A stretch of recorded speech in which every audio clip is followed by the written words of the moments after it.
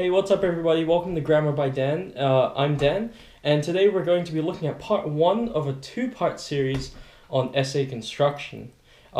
Basically, the fundamentals of essays can be split up into at least two sections, which is what these videos are going to be about. And part one of this two-part series is going to be about your ideas, right? So obviously, when your prompts change, your ideas and the way that you approach them with your arguments are going to change as well. So that's going to be part number one. Part number two is going to be about structure, okay? So when I talk about structure, I'm talking about three things that you've probably heard before if you've ever done an essay before. Your introduction, your arguments, so your paragraphs, and your conclusion, so that three-part structure. And basically what we do when we write an essay is we take the first part, so all your ideas and your justifications and your arguments, you apply them to that structure, and what you have is a pretty workable essay. So let's get right into that first section. Alright, so this is the whiteboard that you'll probably be more familiar with as we go along with these videos. I know the first batch of videos I made were looking at the green chalkboard, but we're going to focus on the whiteboard a bit more. So we're doing essays, okay? So that is the topic of the day, all right? And obviously, at least I think, the most important question that we need to answer when we're writing an essay is, what is an essay? Right? Most important question. And this is my answer. I think that an essay is simply this. I think that an essay, if you can sum it up in one short sentence, is an essay is an answer to a question. An essay is an answer to a question, okay? So what are our questions? Now you might be familiar with this term if you're doing it in school, prompts, right? We get prompts all of the time, all the way from year 7 up to year 12, and we have a variety of different kinds of prompts. We have prompts all the way from legal problems like asylum seeker stuff, and we have ethical problems like such as should we have zoos, and how should we treat animals, and what do you think about these societal problems, all kinds of prompts. And especially when you reach year 12, you're talking about texts and what does this character symbolize. But the thing that you should take away from this is that basically every essay starts with a question, right? It's something that is being asked to you. And what you're required to do in the essay is to provide a structured answer, right? A structured answer. So your answer would generally start with your contention, okay? It would be saying that, okay, I understand this question. It's asking me whether or not we should maintain zoos or not, okay? And my answer to that, my contention, is going to be, yeah, we should, or no, we shouldn't. And in any case, you're going to provide an answer to this question.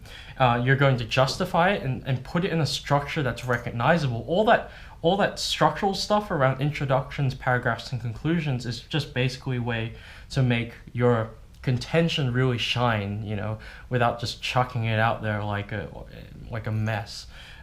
So that's basically what an essay is. It's quite simple, really. But what we're going to do is we're going to walk through six, I think they're fundamental steps to doing essays. If you don't get these six right, I'm pretty sure that you're missing something, okay? So let's get familiar with a chart like this. On the right, we're going to put up here as the column, that's not a D, that's an N.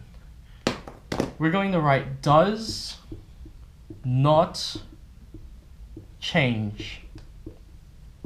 Does not change. Three things that do not change. On the left, we're going to write does change. Three things, three elements of essay writing that does change. Okay, so we'll go 1, 2, and 3. Okay, so for this first part, let's look at the things that do change from when? From essay to essay. No matter what essay you do, it's going to change every single time that you do it. And on the other hand, no matter what essay you do, it's not going to change. This is going to stay the same for every essay you do. Okay, so let's start here. The first thing that does change is obviously going to be your topic, right? So remember that your topic, and I'll write under here, is your prompt. Okay, so the prompt, you remember those one-liners that they give you? What do you think about zoos? Should this be ethically permissible? Or if you're doing literature, how does the text reveal themes of identity and belonging, or something like that? Your topic is going to change, and basically when your topic changes, these two have to follow. So I'll show you why. Number 2 is your contention. Now, if you're not familiar with this term contention, you should become more familiar with it, because your contention is very important. Okay, your contention basically means, well, right here, what you are arguing. What are you arguing in your essay? That, if you don't know what you're arguing in your essay, you're missing out on something that's very vital to getting a good essay, right? You need to know what you're arguing. So for example, should we have zoos or not? Okay. A range of contentions. Yes, no, or there's another type of contention. I like to call them contention of degrees, because it's not a yes, it's not a no, but it could be leaning towards one or another. So you could say 70% yes, yeah, I think we should have zoos. However, there's this condition, we should try to tidy them up, or we should try to clean them up and make them more hospitable to the animals, or whatever.